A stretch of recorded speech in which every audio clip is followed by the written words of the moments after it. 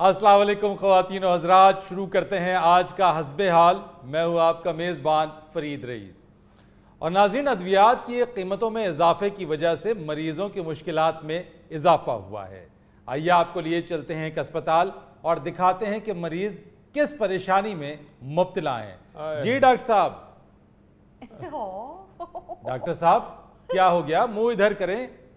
नहीं फरीद साहब नहीं, मैं इस दीमे की वजह से अवाम को अपना चेहरा नहीं दिखा सकता।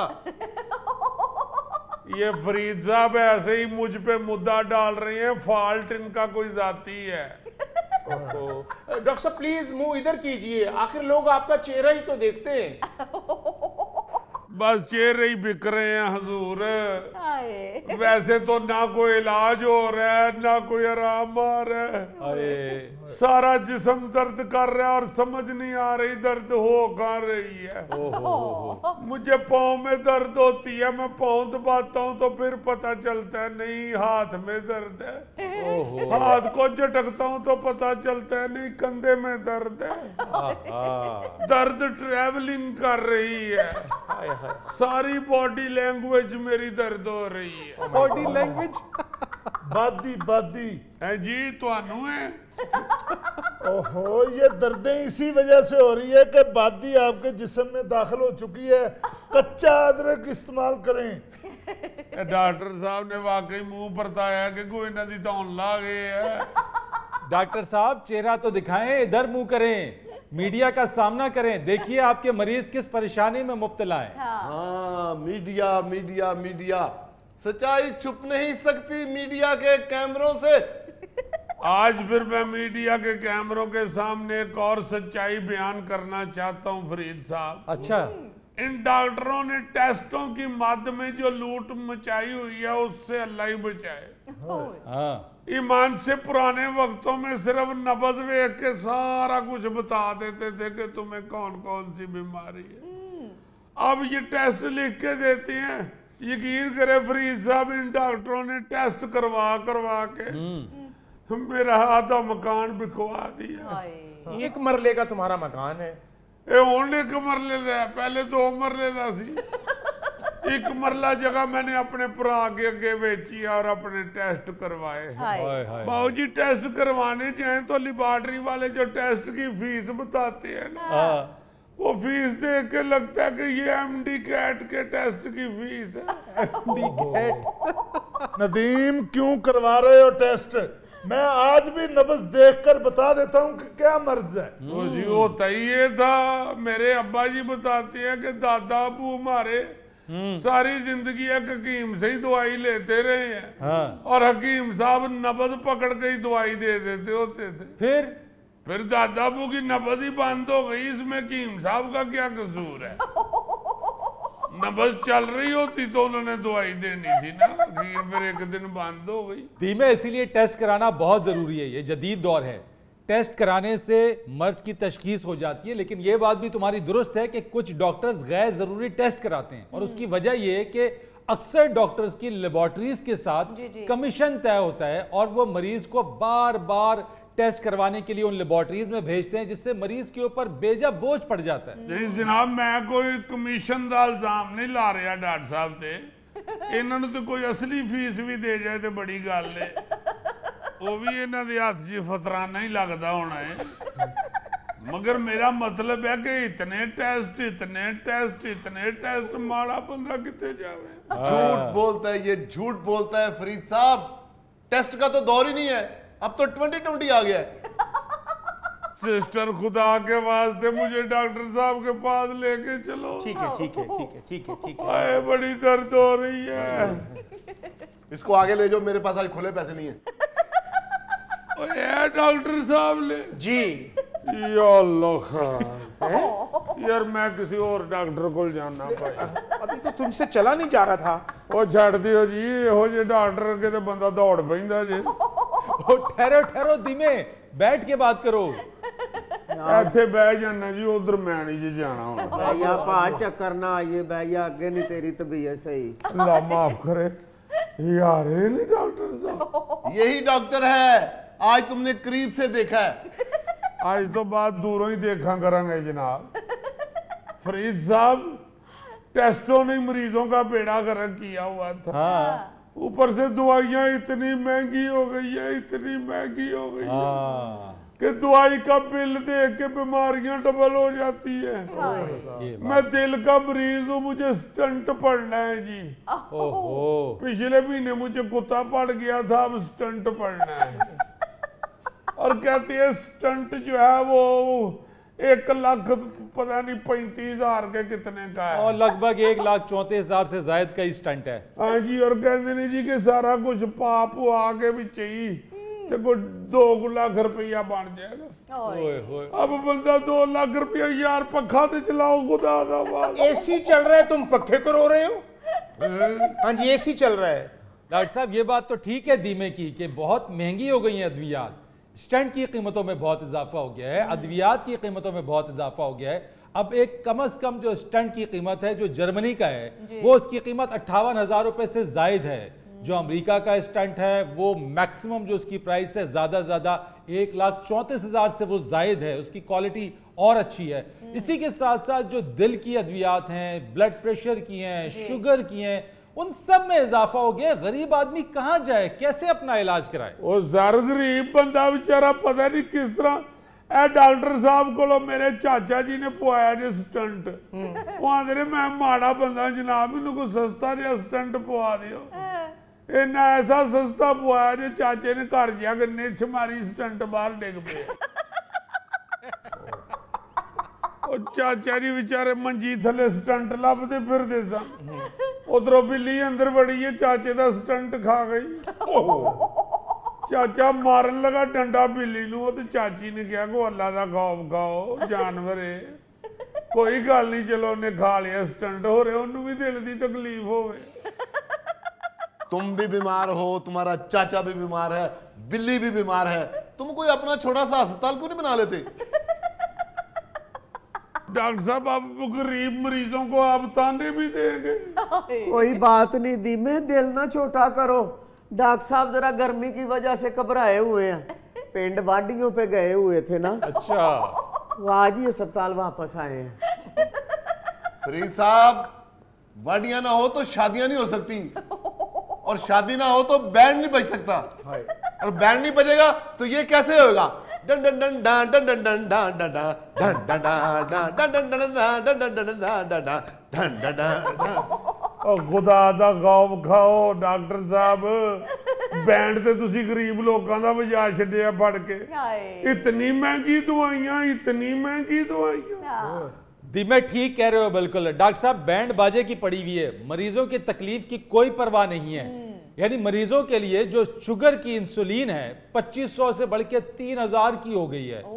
दिल की जो कोलेस्ट्रॉल कंट्रोल करने की दवा है यानी कि वो 225 से बढ़ के 270 रुपए तक उसकी कीमत जा पहुंची है।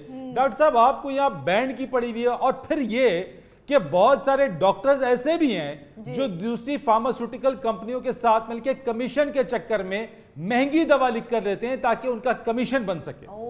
फरीद साहब, जस्ट दवाइयां नहीं महंगी हुई, जस्ट तो आप समझते होंगे। जी जी डॉक्टर साहब समझता हूं। तो मुझे बताइए ना क्या मतलब इसका? मेरा मतलब है सिर्फ दवाइयां नहीं महंगी हुई, हर चीज महंगी हो गई है। 100 रुपए का पूरा इतना बड़ा दुआना लेके जाता था मैं घर, अब 100 रुपए की इतनी प्लेट खाई है मैंने। उस जालिम ने नमक भी नहीं डाला ऊपर, मैंने कहा तो उसने नमक डाला है। फरीद साहब, क्या एक डॉक्टर नमक डालने के लिए कहेगा? अब डॉक्टर नु आप नमक वाला डब्बा फड़ के पा लेना चाहिए। बेवकूफ, ऐसे नहीं नमक डालते, ऐसे डालते। डॉक्टर साहब कुछ खुदा का खौफ करें, एक मरीज दुआना ना खाए तो नहीं मरता, लेकिन अगर दवाइयां ना खाए तो मर जाता है। नहीं नहीं फरीद साहब, कीम साहब ते दुआना भी ना खान ते मर जाते हैं। कौन कहता है दुआना ना खाऊं तो मर जाऊंगा? मैं तो हकीम हूं, दुआना लेकर नहर में उतर जाऊंगा। वाह वाह वाह वाह वाह वाह वाह। हकीम साहब नूं नहर च ना वड़न देना। हकीम साहब ते मझ नहर च वड़ जान ते छेती नहीं जे निकलदे। ओ चलो जी, हकीम साहब जान ते दुआना जाने सानू की। ਅਸੀਂ ਤੇ ਜਨਾਬ ਰੋਣਾ ਰੋਣਾ ਆਏ ਆ ਦਵਾਈਆਂ ਦਾ। हाँ इतनी इतनी महंगी दवाइयां हो गई हैं फरीद साहब, खुदा के वास्ते हुक्मरानों को कहें बाकी चीज़ां महंगियां कर लो। हाँ ਜਿਹੜੀਆਂ ਦਵਾਈਆਂ ਖਾ ਕੇ ਇਨਸਾਨ ਨੇ ਬਚਣਾ ਹੈ, ਜਿੰਨਾ ਦਵਾਈਆਂ ਦੀ ਬਗੈਰ ਬੰਦਾ ਮਰ ਜਾਏਗਾ, खुदा वास्ते हो ते सस्तियां करन। इतनी महंगी दवाइयाँ क्यों खा रहे हो? मेरे पास आओ मतलब पे, मैं आपको सस्ती जड़ी बूटियों की दवाई देता हूँ। ਉਹ ਜੀ ਇਹ ਡਾਕਟਰਾਂ ਦੀਆਂ ਮਹਿੰਗੀਆਂ ਦਵਾਵਾਂ ਤੋਂ ਹੀ ਨੱਸ ਕੇ ਤੇ ਬੰਦੇ ਕੀ ਮੰਗਲ ਜਾਂਦੇ ਨੇ। हाँ ਔਰ ਹਿਕਮਤ ਅੱਜ ਕੱਲ ਕੌਣ ਪੜਦਾ ਜੇ? ਪੁਰਾਣੇ ਜਿਹੜੇ ਹਕੀਮ ਚਾਰ ਦਵਾਈਆਂ ਸਹੀ ਜਾਣਦੇ ਸਨ, हाँ ਨੁਸਖੇ ਜਾਣਦੇ ਸਨ, ਉਹ ਤੇ ਟੁਰ ਗਏ ਦੁਨੀਆ ਤੋਂ। हाँ ਇਹ ਹੁਣ ਤੇ ਜਨਾਬ ਕਿਸੇ ਹਕੀਮ ਨੂੰ ਪਤਾ ਹੀ ਕੁਛ ਨਹੀਂ। ਇਹ ਜਾਣੇ ਆ ਜਦੋਂ ਹਕੀਮ ਸਾਹਿਬ ਕੋਲ, ਜਦੋਂ ਜਾਣੇ ਆ ਅੱਲਾ ਦੇ ਫਜ਼ਲ ਨਾਲ ਕੁਛ ਨਾ ਕੁਛ ਖੁਦ ਖਾ ਰਹੇ ਹੁੰਦੇ ਤੇ ਕਹਿ ਦਿੰਦੇ ਨੇ ਭਾਈ ਜੀ ਬੈਠੋ ਮੈਂ ਜ਼ਰਾ ਮੁਕਾ ਲਵਾਂ ਤੇ ਫਿਰ ਤੁਹਾਨੂੰ ਦੇਖਣਾ। ਤੇ ਫਿਰ ਜ਼ਾਹਿਰ ਹੈ ਜਿੰਨਾ ਅੱਗੇ ਪਿਆ ਹੁੰਦਾ 2.5 ਘੰਟੇ ਬਹਿਣਾ ਪੈਂਦਾ ਉੱਥੇ। ਉਹਦੇ ਬਾਅਦ ਨਬਜ਼ ਫੜਦੇ ਨੇ ਤੇ ਜੋ ਦਿਲ ਚ ਹੌਸਲੇ ਆਵੇ ਉਹ ਲਿਖ ਕੇ ਤੇ ਨੁਸਖਾ ਬਣਾ ਕੇ ਫੜਾ ਦਿੰਦੇ ਨੇ ਤੇ ਬੰਦਾ ਹੋਰ ਬਿਮਾਰ ਹੋਈ ਜਾਂਦਾ ਤੇ ਆਪਣਾ ਇਲਾਜ ਦੇਖੋ ਡਾਕਟਰ ਕੋਲੋਂ ਕਰਾਉਣ ਆਏ ਜੀ। ਔਰ ਉਸ ਡਾਕਟਰ ਕੋਲ ਆਏ ਨੇ ਜਿਹਦੇ ਕੋਲੋਂ मैं 18 साल तो ठीक नहीं होने। फरीद साहब छोड़े इस नदीम को, फॉरगेट हिम। आप मुझे बताएं, आप मुझे डॉक्टर मानते हैं या नहीं? डॉक्टर साहब फिर मेरी तरफ से ना ही समझे तो ठीक है, फिर मैं इस टेबल को दरवाजे लगाकर इसमें मुर्गियां रख लेता हूं। नाजरीन यहाँ पर वक्त हुआ है एक ब्रेक का, हमारे साथ रहिए। तो सब काफ लीग में लोग धड़ाधड़ आ रहे हैं या जोग दर जोग? जोग दर जोग धड़ाधड़ कोई कहते हैं। अच्छा ये तुसी ते सिर्फ वो छप्पड़ वालियां जोकां वेखियां ने।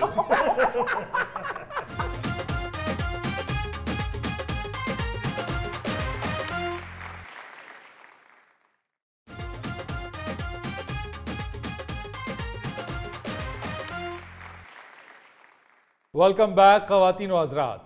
मुल्की मामलात पर गुफ्तगू के लिए आज हमारे दरमियान मौजूद हैं मुस्लिम लीग क़ाफ के सरबराह चौधरी शुजात हुसैन साहब। अस्सलाम वालेकुम। मैं फरीद साहब इंटरव्यू शुरू होने से पहले आप सबको एक ऑफर देना चाह रहा हूँ। अच्छा फरमाइए। जिसने भी काफ लीग में शामिल होने फटाफट हो जाओ, फिर लाइना वड्डियां हो जानियां। कोई साहब हमारा पहले ही वोट आपका है, फिर भी शमूलियत जरूरी है। जो दोस्त नहीं है काफ लीग में उनको बता देंगे, और कुछ दिनों के बाद फिर काफ लीग की शमूलियत की लाइनें और रेलवे लाइनें एक जैसी हो जानी है। चौधरी साहब कहे तो ठीक रहे हैं, लोग धड़ाधड़ काफ लीग में आ रहे हैं वैसे। जी लोग सिफारिशें पा रहे ने और हर बंदा जो है वो काफ लीग में इस वक्त शामिल होना चाह रहा है। उसकी सिर्फ वजह ये है कि लोगों को पता चल गया है जी कि ये वह जमात है जो पाकिस्तान की और मुल्क की खैर खा है। क्या बात। जी हाँ चौधरी साहब, आपकी खुशी दीदनी है। मैं समझ सकता हूँ कि लोग जौक दर जौक आपकी काफ लीग में शमूलियत इख्तियार कर रहे हैं। जी तो सब काफ लीग में लोग धड़ाधड़ आ रहे हैं या जोग दर जोग? जोग दर जोग धड़ाधड़ कोई कहते हैं। ये तुसी ते सिर्फ वो छप्पड़ वालियां जोकां वेखियां ने, या जो आप एक दूसरे को जोक करते हैं वो वाली जोक आपको। जी जी मुझे तो नहीं कोई जरूरत चौधरी साहब शमूलियत की। नहीं जी नहीं, ਤੁਹਾਡੀ जगह भी नहीं साढ़े को, क्योंकि ਅਸੀਂ ਸਾਰਿਆਂ ਨੂੰ ਰੋਟੀ ਖਵਾਣੀ ਹੁੰਦੀ है। और फरीद साहब आपको एक और बात बताऊं। जी जी चौधरी साहब।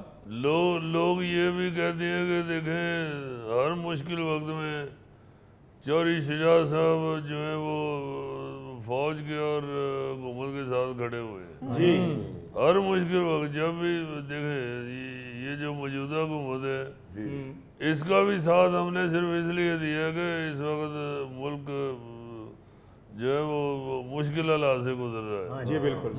और फौज का साथ भी हमेशा दिया है कि वो हमारे मुल्क की रखवाली कर रहे हैं, मुहाफ़िज़ हमारे मुहाफ़िज़। उनकी वजह से, उनकी मुहाफ़िज़ होने की वजह से तो हम लोग सुख की नींद सोते हैं। माओ के बेटे देखें वो वहाँ पे शहीद हो रहे हैं बॉर्डर के ऊपर, और हम लोग आराम से सोए हुए हैं। और ये ऐसे बदबख्त और बदनसीब लोग हैं जिन्होंने तोड़ फोड़ की है फौजी तनसीबात को, और जी जी जी। उनके जो प्रेमिसेस के अंदर घुस के इन्होंने जो जो किया है। जी बाबा जी का घर भी जलाया है। बड़ी शर्मिंदा। और गौरी साहब जी जी कितने बैठे हो? जी सज्जी तरफ सर, सज्जी तरफ। ਤੁਸੀਂ ਅਸਲ 'ਚ ਸੱਜੇ ਪਾਸੇ ਮੁੜੇ ਹੋ ਨਾ ਤੇ नहीं नहीं, मैं उधर ही ਤੁਹਾਡੇ ਵਾਲੀ ਵੇ ਵੇਖਣਾ, मगर नजर नहीं आ रहे आई ਤੁਸੀਂ।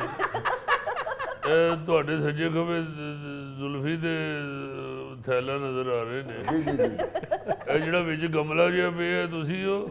ਜੀ ਚੌਧਰੀ ਸਾਹਿਬ ਮੈਂ ਹੀ ਹਾਂ ਤੁਹਾਡਾ ਖਾਦਮ।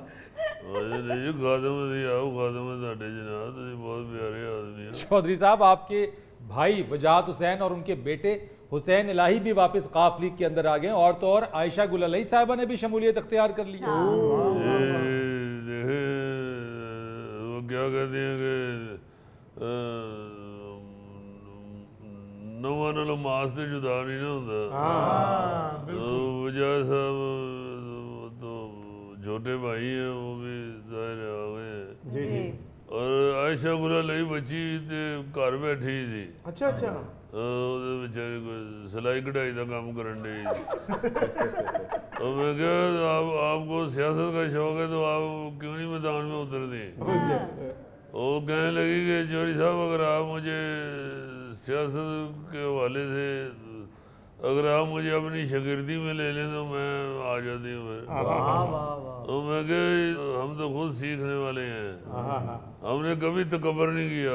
No doubt sir. क्या सर मैं बच्चों को भी यही कहता हूँ कि बेटे तकबर कभी नहीं करना। वाह जेड़ी मर्जी स्टेज पे पहुंच जाओ, वाह। तकबर नहीं कभी भी करना। और मैं मार जाती है बंदे को। ये पीटीआई वालों को मैं मार गई ना। ये जो नियाजी साहब हैं, देखे ना जरा, आप जरा याद करें जब ये कौमी असम्बली में इजलास में कोई एक आध दफ़ा शिरकत के लिए आए हैं। जी जी। तो ये इस तरह एकदम कुर्सी पे बैठ जाते थे अंदर घुस के, जैसे को बाकी सारे इंसान ही नहीं है। इन्होंने रवायात को, इन्होंने असूलों को भी तोड़ा है। चौधरी साहब, वजीर आजम या शहबाज शरीफ साहब भी आपके घर आए मुलाकात के लिए, क्या बातचीत हुई? वजीर आजम साहब आए हैं मुझे मिलने के लिए। तो आके उन्होंने मुझे कहा कि चौधरी साहब और सुनाओ। मैं फिर उन्होंने किया कि तू ही सुनाओ। नहीं जनाब तुसी वड्डे हो, तुसी सुनाओ। मैं नहीं तुसी वजीर आजम हो, तुसी सुनाओ। कहने लगे नहीं तुसी भी वजीर आजम रहे हो, तुसी सुनाओ। और मैं क्या मैं तो रहे हैं, तुसी होण हैगे हो, तुसी सुनाओ। तो बस यही गल्लां हुईयां, और कोई इसका मतलब चौधरी साहब के किसी ने कुछ ना सुनाया। देखें बात ये है कि सुनना सुनाना क्या होता है, जी आ जाना ही बड़ी बात होती है। ये जंज बूए के पहुंच जाए ही बड़ी गल है। कबूल कबूल तो एक रस्म ही है ना। देखें फरीद साहब, खानदानी लोगों की रवायात ये है कि जब कोई आपके घर चल के आ जाता है तो फिर सारे गिले शिकवे खत्म हो जाते हैं। तो इसलिए मैं ये समझता हूँ कि शहबाज साहब आए हैं, बिस्मिल्लाह, कोई बात नहीं। तो चौधरी साहब, एक तरफ शहबाज शरीफ साहब आपसे मुलाकात के लिए आ रहे हैं, दूसरी तरफ परवेज इलाही साहब के घर पर छापे पड़ रहे हैं, क्या कहेंगे? देखें हमने कभी भी इन चीज़ों को अच्छा नहीं समझा। हमने कभी भी ना इंतकाम की सियासत की और ना कभी इसकी हिमायत करते हैं। ये एक परवेज इलाही साहब तो हमारे भाई हैं, मेरे वो भाई लगते हैं। जाहिर है मुझे तो तकलीफ होगी। मैं किसी के भी घर में कोई इस तरह के छापे, ये जो और इस तरह की चीज़ें मैं उसको अच्छा नहीं समझता। तो बस परवेज़ लाई साहब को मैं सिर्फ इतना ही कहूँगा कि छापे बंद कराने थे वापस काबली जा जाओ बस घर में। इस वक्त तो PTI के हर बंदे के घर में छापे पड़ रहे हैं। और ये 9 मई की वजह से ये सारी कार्रवाइयाँ हो रही हैं। बेशक वो उसमें मुलव्वस नहीं है, फिर भी कार्रवाई सारे PTI के लीडरान के लिए हो रही है। तो मैं उनसे कहूँगा कि जिथे भी है वो PTI हाथों सुट के वापस आ जाओ। मगर चौधरी साहब, परवेज इलाही साहब तो ये कहते हैं मैं खान साहब के साथ खड़ा रहूंगा। अरे खान साहब के नाल खड़े ने तो फिर उन्होंने बूहे के नाल पुलिस भी तो खड़ी है ना। नाजरीन, यहाँ पर वक्त हुआ है एक ब्रेक का, हमारे साथ रहिए। कुछ लोगों ने कौम के नौजवानों को और चंद लोगों को ऐसी तरबियत दे देती है, दिमागा ने विच इस किस्म ना फतूर भर दिया है कि उनको पता ही नहीं है कि जो हम काम कर रहे हैं ये पूरी दुनिया देख रही है।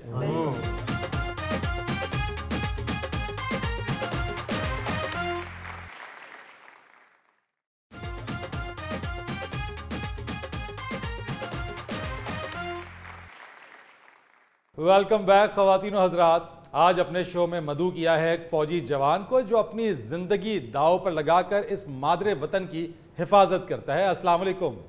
वालेकुम अस्सलाम। क्या हाल है फरीद साहब? बिल्कुल ठीक ठाक। आपका बहुत शुक्रिया कि आज आप हमारे शो में तशरीफ लेकर आए। नहीं जी, आपका शुक्रिया, बल्कि मैं तो सारे मुल्क की आवाम का शुक्रिया अदा करूंगा कि जिन्होंने हमको इज्जत दी है और हमारी इज्जत के लिए सब खड़े हुए हैं। बेशक सर। देखे, बात ये है फरीद साहब, मैं तो सिर्फ इसलिए इधर हाजिर हुआ हूं कि आपको बताऊं कि हम लोग तो अपनी जान हथेली ने ऊपर रख के तो आप लोगों की हिफाजत करते हैं। हर दूसरे दिन आप लोग खबर पढ़ते हैं कि बॉर्डर ने ऊपर 6 जवान शहीद हो गए ने, 2 ऑफिसर शहीद हो गए। तो हम लोग तो जानों का नजराना दे रहे हैं। हमें तो ड्यूटी ये सौंपी गई है अल्लाह ताला की तरफ से कि इस पाक धरती की हिफाजत करनी है। हम तो हिफाजत करते हैं इसकी, मगर मैं ये कहता हूँ कि जहाँ पे कौमी वकार और इज्जत का मसला बनता है वहाँ पे हर पाकिस्तानी की इज्जत और वकार का मसला बन जाता है। बिल्कुल आपने दुरुस्त कहा, ये कि आपकी इज्जत, आपकी वकार, ये हम सब पर फर्ज है। बिल्कुल, क्योंकि आप तो वो काम कर रहे हैं, वो जज्बे के साथ काम कर रहे हैं जो कोई नहीं कर सकता है। मगर बड़े अफसोस ने नाल ये कहना पड़ रहा है कि कुछ लोगों ने कौम के नौजवानों को और चंद लोगों को ऐसी तरबियत दे देती है, दिमागा ने विच इस किस्म ना फतूर भर दिया है कि उनको पता ही नहीं है कि जो हम काम कर रहे हैं ये पूरी दुनिया देख रही है। पूरी दुनिया ने सामने हमारे कौम का, हमारे मुल्क का, हमारे वकार का कितना नुकसान हुआ है। बिल्कुल सर। अब आप देखें, ये जो 9 मई को हुआ है ये क्या अच्छा हुआ है? जी नहीं। लोगों को क्या बता रहे हैं आप क्या कहना चाहते हैं? लोगों को ये बताना चाहते हैं कि हम बीच में भी एक नहीं है। और जब इत्तेफाक नहीं नजर आए सी तो उधर लोगों को क्या परवाह रह जाएगी? उनको क्या परवाह रह जाएगी आप लोगों की? उनको क्या डर रह जाएगा आपके मुल्क का? इत्तेफाक तो सबसे पहली बात होती है। बिल्कुल सर। तो यहाँ पे देखें, हम लोग तो, हमारे अदारे तो जो भी गवर्नमेंट आती है उसको वेलकम कहते हैं जी, उसके साथ खड़े होते हैं। बिल्कुल। मगर अपनी हरकतों की वजह से जब एक हुकूमत जाती है तो वो सारा मलबा हम पे तो ना डालना शुरू कर दिया। जब एक हुकूमत आती है, जब हम तुम्हारे साथ खड़े होते हैं, आप लोगों का साथ देते हैं, उस वक्त आप लोग तालियां बजा रहे होते हो। तो जब आवाम आपसे नफरत शुरू कर देती है, आपकी हरकतें इस तरह की होती हैं कि आपको उठा के लोग बाहर फेंक देते हैं, तो उसका सारा मलबा क्या अदारों के ऊपर डाला जाता है? भाई अदारे तो वो अदारे हैं जिनको मुल्क अपनी जान से ज्यादा अजीज है। भाई जब हम जान की कुर्बानी दे सकते हैं तो हम अपनी अना की कुर्बानी नहीं दे सकते। दुरुस्त बात की आपने।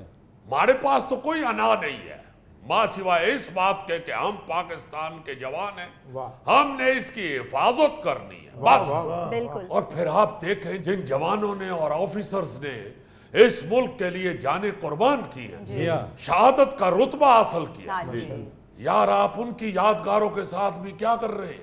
इंतहाई अफसोसनाक अमल था ये, इंतहाई अफसोसनाक अमल। इतना अफसोस फरीद साहब कभी जिंदगी में नहीं हुआ जितना ये अफसोस हुआ है। ये शोधा हमारे हीरोज हैं, ये शहीद हैं, जिनके बारे में कहा जाता है कि शहीद की जो मौत है वो कौम की हयात है, शहीद कभी मरता नहीं है। और उनकी यादगारों के साथ कर्नल शेर खान, इसके अलावा लातादाद जो मॉन्यूमेंट्स थे, जो यादगारें थी, जो कुछ किया, यकीनन वो काबिले मजम्मत है और किसी तौर पे भी ये काबिले कबूल हो ही नहीं सकता। आप ये देखें ना कि जब वो हमारी माएं बहनें बेटियां हमारे लिए सड़कों पे निकल आती थी, जब जंग लगती थी तो किस तरह फौजियों के साथ सारी कौम खड़ी होती थी, किस तरह जो है सारी कौम प्यार कर रही होती थी अपने फौजी जवानों के साथ, अपने अदारों के साथ। इस वक्त भी मुल्क जो है वो हालते जंग में है ना जी। हमारा तो यही ख्याल है कि इस वक्त जो मुल्क है वो हालते जंग में है। आप लोगों की मईशत का सत्यानाश हुआ है, आपकी सियासत बर्बाद हो चुकी है, हमने की है। आप लोगों की आपस में लड़ाइयां खत्म नहीं होती, हम तो आपको ही संभालते फिरते हैं। जब भी कभी देखें, जब भी कोई वक्त इस तरह का आता है तो हम उस वक्त खड़े होते हैं।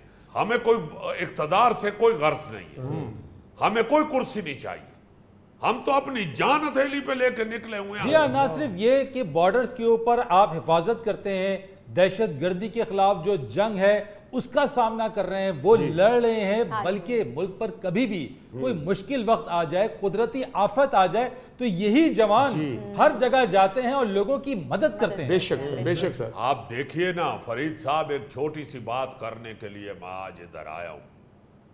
मेरे जहन में जो है, मेरे दिल में है, वो मैं आपके इधर कहने के लिए आया हूं। जी जी कहिए।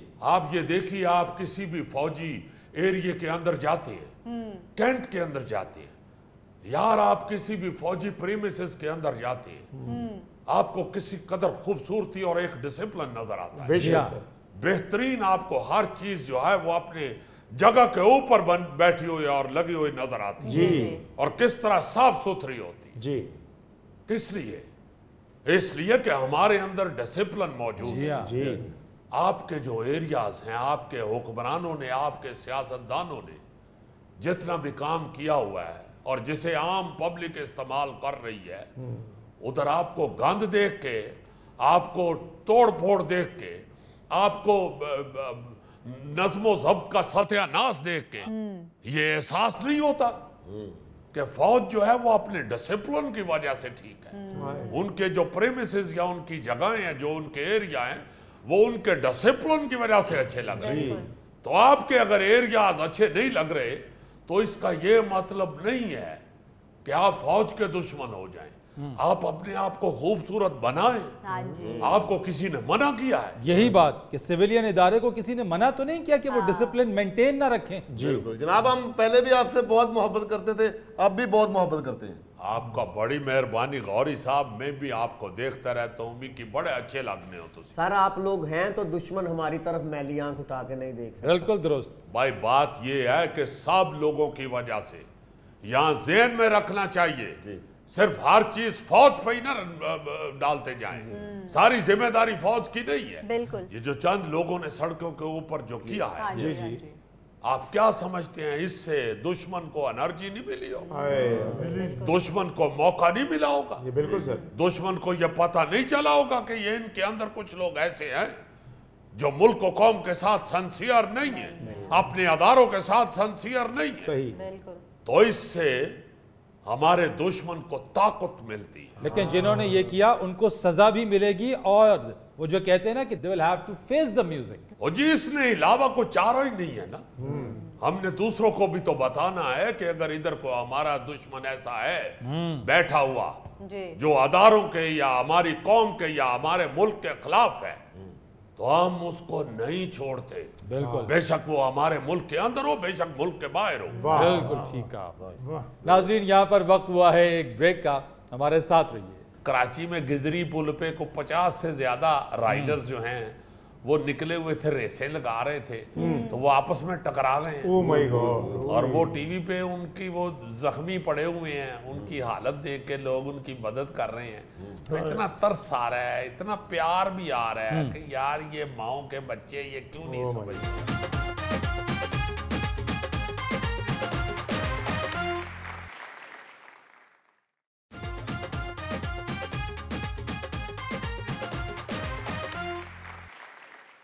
यार फरीद सियाना साहब, फरीद रईस, यार अब तो याद हो जाना चाहिए। यार तुम मुंशी हो उसके, नाम तो कंप्लीट लेना आप। यार अब वो आहिस्ता आहिस्ता उसे आदत पड़ रही है और तुम फिर फरीद रईस शनाख्ती कार्ड दिखा दो। बकरी हमें सीमेंट का थैला जी है बैग बैठा हुआ। अच्छा रजीजी गुस्सा ना करो, खबर बताओ क्या बात है आज? यार बात ये करनी चाह रहा हूँ, पहले भी कई दफा ये रोना रोया, मगर मुझे बुजुर्ग कहते हैं कि खुदा के लिए ये करते रहा करो, बल्कि हर हफ्ते करा करो। तो मैं को महीने डेढ़ बाद लाजमन इस तरह की गुफ्तगू कर देता हूँ याद दहानी के तौर पे। मैं केड़ा को अक्लमंद आदमी। मसला क्या है अजीजी? यार ये जो वन व्हीलर है ना, हाय इनको नहीं समझ आ रही, इनको नहीं समझ आ रही कि माँ बाप की क्या हालत होती है। हाँ जी। एक नौजवान बच्चा उनका अल्लाह ना करे, अल्लाह ना करे, अल्लाह ना करे किसी हादसे में अगर दुनिया से चला जाए तो पीछे माँ बाप पागल हो जाते हैं। मैंने बाखुदा खुद देखा है, मैं गवाह हूँ कि नौजवान फौत हो गया और उसके वालिदैन तकरीबन पागल हो गए। वो बेचारे ऐसे देखते रहते हैं कितनी देर उनके घर जाएं तो उनको याद ही नहीं होता कि ये कौन है, क्या बात हो रही है, मत मारी गई है। तो ये बच्चों को एहसास होना चाहिए कि वन व्हीलिंग जो है, असल में एक वीडियो देखी है मैंने कुछ दिन पहले। जी जी। उसमें वो बच्चा वन व्हीलिंग कर रहा है, अच्छा। तो चौक आ गया आगे से और उसी तरह वो वन व्हील पे है और उधर से गाड़ी आ गई ओह माय गॉड। और उसके साथ वो टकराया है। इतना खौफनाक कि मैं क्या बताऊं आपको, दिल हिल गया मेरा कि यार इन बच्चों को क्यों नहीं समझ आ हाँ रही। जी। बड़े बड़े खतरनाक खेल हैं जी सर। गोरे खेलते हैं, ये कुछ भी नहीं है, कुछ भी नहीं, इससे बेतहाशा ज्यादा खतरनाक खेल खेले जाते हैं, मगर उसमें एसओपीज का उसमें कोई तहफुजात का ख्याल रखा। जी अजीजी, उधर चांस होता है बचने का, ये जो करते हैं हमारे बच्चे, ये इसमें तो चांस ही नहीं है बचने का। यार गौरी, मैं चांस की भी बात नहीं करता, वो भी रब के हाथ में है। जी हाँ। यार अपनी तरफ से जो हिफाजती तदाबीर हैं वो तो आप खुदा के वास्ते पूरी करें। आप ट्रैफिक वाली सड़कों पे, मोहल्ले की सड़कों पे वन व्हीलिंग शुरू अजीजी ये एक्ट ऑफ हीरोइज्म है। वैसे एक अंदर से एक होता है कि हम हीरो हैं, हम लोगों को इम्प्रेस करें, हम वन व्हील करें। वन व्हीलिंग के साथ साथ अक्सर और बेशतर ये मोटरसाइकिल तेज रफ्तार दौड़ाते हुए उस पर लेट जाते हैं जैसे वो मोटरसाइकिल नहीं है, अपने कमरे का बेड है। मेरा मतलब है कि ये वन व्हीलिंग वगैरह या ये तमाशे करने के लिए या तो हर शहर की, ख़ास तौर पे कराची, लाहौर, ये जो 2-3 बड़े शहर हैं, गवर्नमेंट को चाहिए, इंतज़ामिया को चाहिए कि कोई सड़क ऐसी मुख्तस कर दी जाए जहाँ पे ये चले जाएं, ये ट्रैफिक से निकल जाएं, वहाँ जा के मौज करें, फिर जो इन्होंने करना है करें।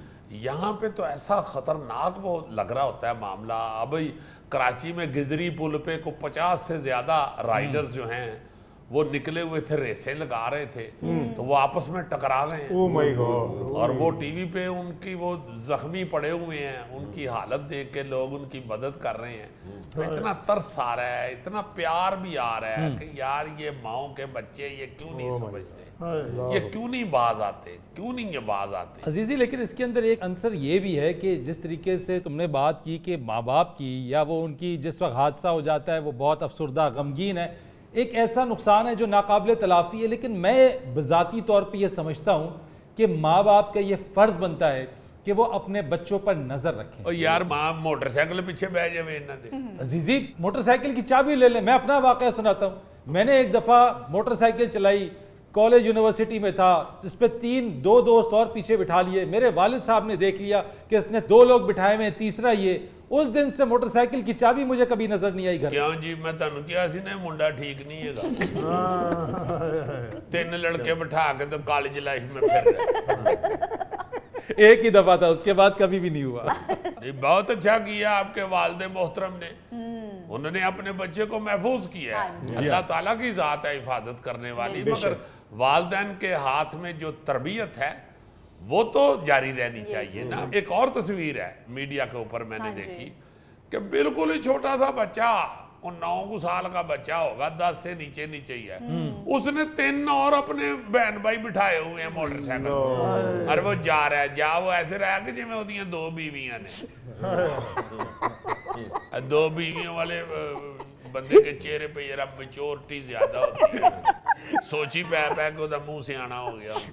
अजीजी साहब, ये जनरेशन बड़ी तेज हो गई है। घर में माँ बाप को फुल शरीफ बन के दिखाएंगे, मोहल्ले से बाहर जाते ही शर्ट खोल ली, अगला टायर उठाया और बाहर ऐसे जाते। सही बात है, वालिदैन को बताते भी नहीं, मगर मैं कहता हूँ कि वालिदैन को चाहिए कि चेक करें। नजर बात ये है कि हमारे जो वालिदैन थे ना, उनके पास तो माँ सिवाय औलाद की तरबियत के, बच्चों का पढ़ाना, उनकी तरबियत, बच्चियों की शादी, बस या हज करना है अगर पैसे बच जाएंगे। ये कई दफा मैंने बात की है कि ये 2-3 ख्वाहिशें होती थी। अब हम जो वालिदैन, हमने ख्वाहिशात के टोकरे उठाए हुए हैं सरों पे। हमारी अपनी ख्वाहिशात ही खत्म नहीं होती, हमने औलाद को इकट्ठा देखना है। आपको पता है कि सिर्फ लाहौर शहर में महीने के ये जो वन व्हीलिंग वाले हैं रिपोर्टें, 1000 रिपोर्ट दर्ज होती है हर महीने लाहौर में, और कोई 250 के करीब हादसात हैं, 250 के करीब हादसात हैं जिनमें अमवात होती हैं से सिर्फ लाहौर में 1 साल में। यहाँ तो ये हालत हो गई हुई है माँ बाप की भी कि छोटे छोटे बच्चों के पीछे मैंने माँ को बैठे हुए देखा। बिल्कुल छोटा सा बच्चा है और वो माँ को लेके जा रहा है और फुल स्पीड में मोटरसाइकिल चला रहा है, कटिंग करते हुए। हाँ, और माँ पीछे बैठी हुई है बब्बर शेरनी बहन हमारी, वो उसे परवाह ही नहीं है कि मैंने क्यों इतने छोटे बच्चे को मोटरसाइकिल चलाने की इजाजत दी। कम से अजीजी, कम उम्र के मूंछ भी अभी निकली नहीं होती है तो वो बच्चा मोटरसाइकिल चला रहा होता है। जी, मूंछ नहीं निकलती, बच्चे का गोडा निकल जाता है। बिल्कुल दुरुस्त कहा तुमने अजीजी। नाजरीन, ये था आज का हस्बे हाल। जाने से पहले एक खूबसूरत बात, पूरी दुनिया में एक शख्स है जो आपकी जिंदगी को बदल सकता है, और वो है आप खुद। वाह। अपने मेजबान फरीद रईस को इजाजत दीजिए, कल आपसे फिर मुलाकात करेंगे। अल्लाह हाफिज।